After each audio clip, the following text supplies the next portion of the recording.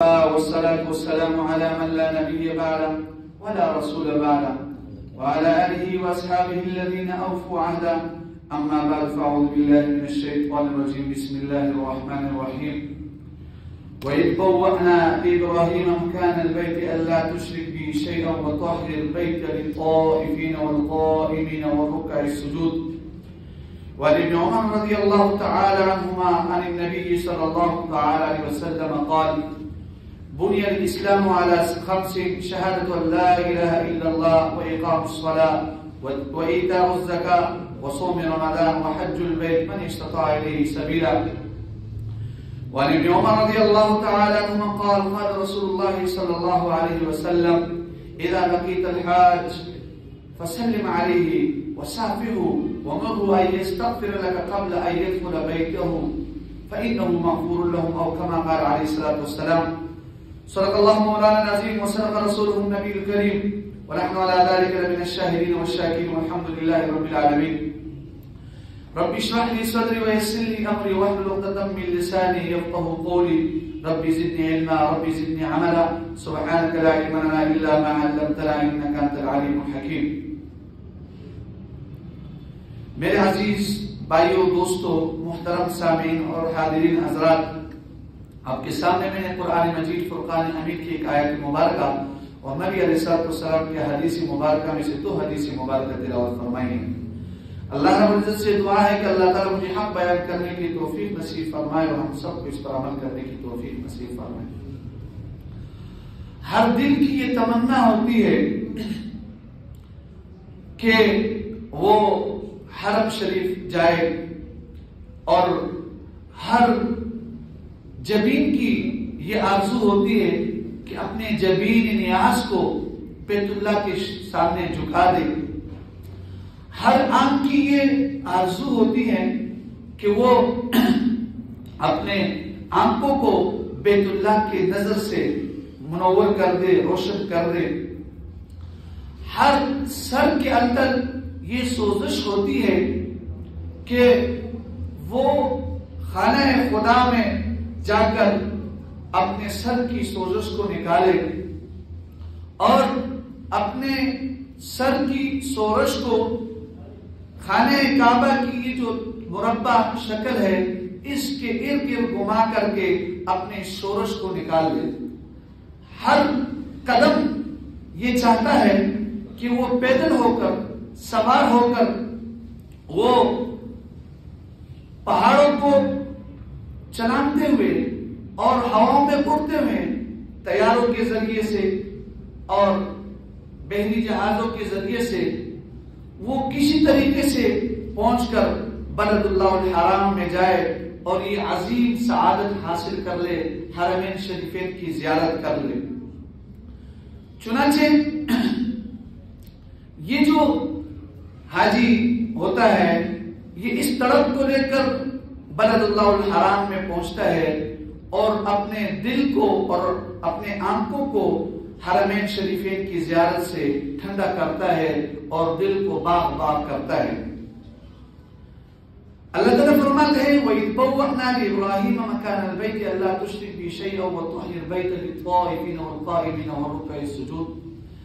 اور جب ہم نے تیار کیا ابراہیم علیہ السلام کے لیے بیت اللہ کو اور یہ حکم دیا کہ بھئی میرے ساتھ کسی کو شریک نہ ٹھہرایا جائے اور اس کو پاک صاف رکھو، طواف کرنے والوں کو لیے، قیام کرنے والوں کے لیے، رکوع کرنے والوں کے لیے، اللہ رب العزت نے ابراہیم علیہ السلام کو حکم دیا: وَأَذِّن لِلنَّاسِ فِي الْحَجِّ، لوگوں کے لیے حج کا حکم کرو۔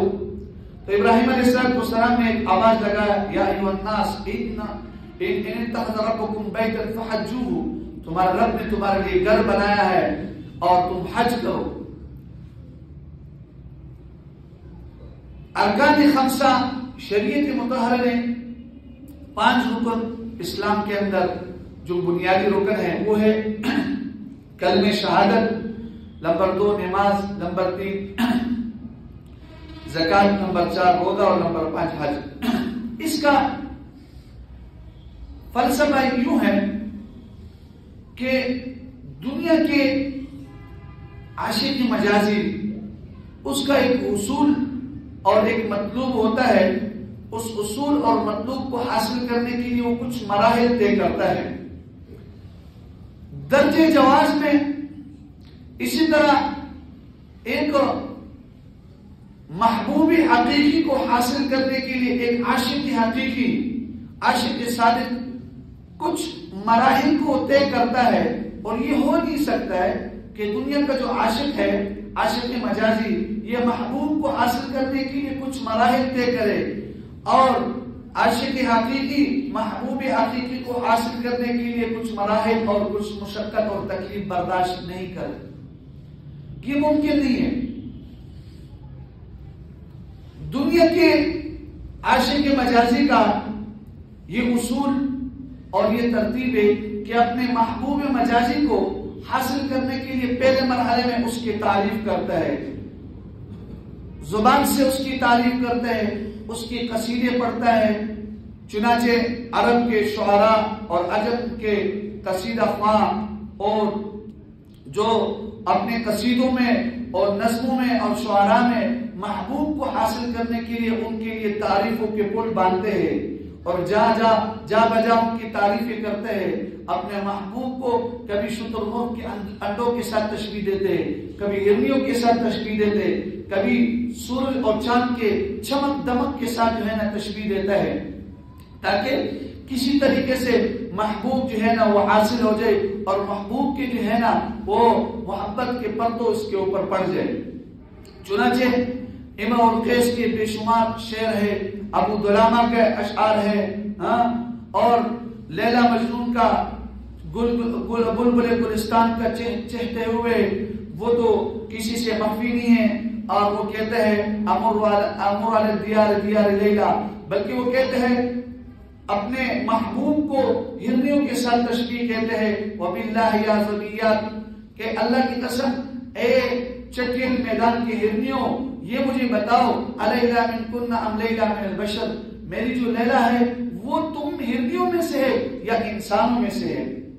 تو وہ محبوب کو کسی طریقے سے خوش کرنے کے لیے، راضی رکھنے کے لیے اس کو طرح طرح کے تشبیہات دیتے ہیں. ایک جو مجنون مجازی وہ بیت اللہ شریف میں بیٹھ کر اور اللہ کو مخاطب ہو کر کہتے ہیں کہ میں نے آپ کا ذکر کیا اس وقت بھی جب حاجیوں نے آپ کا ذکر کیا، اور اس وقت جب دل نرم پڑے ہوئے تھے اور میں نے آپ سے توبہ استغفار کیا، اپنے گناہوں سے توبہ استغفار کیا. وَأَمَّا مِنْ هَوَايَا لیلا، لیکن جو لیلا کی محبت ہے میں اس سے توبہ نہیں کرتا ہوں، میں اس سے رجوع نہیں کرتا ہوں. یہ تو دنیا کے عاشق مجازی ہے. درجے جواز میں اسی طرح محبوب حقیقی کر کے حاصل کرنے کے لیے عاشق حقیقی وہ اپنے محبوب حقیقی کی تعریفیں باندھتا ہے. شریعت مطہرہ نے اس کے لیے سب سے پہلے جو وہ پل باندھا ہے وہ کلمہ توحید ہے، کلمہ شہادت ہے.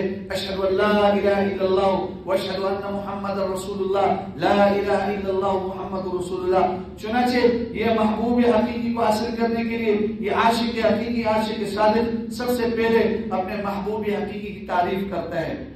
قرآن پاک میں وہ آیت مبارکہ اور وہ صورت عظیم صورت ہے جس میں اللہ رب العزت کی تعریف ہے اور اللہ کی توحید بیان کیا گیا ہے، اور احادیث مبارکہ وہ حدیث مبارکہ جس میں اللہ رب العزت کی تعریف کیا گیا ہے. چنانچہ وہ بہترین احادیث ہے سبحان اللہ والحمد للہ ولا الہ الا اللہ واللہ اکبر وسبحوا بکرۃ واصیلا یا ایھا الذین آمنوا اذکروا اللہ ذکرا کثیرا سبحانك لا علم لنا الا ما علمتنا اور هو الله الذي لا اله الا هو عالم الغيب والشهاده والرحمن الرحيم والله الذي لا اله الا هو الملك القدوس السلام المؤمن المهيمن العزيز الجبار المتكبر والله الخالق البارئ المصور له الاسماء الحسنى يسبح له ما في السماوات والارض.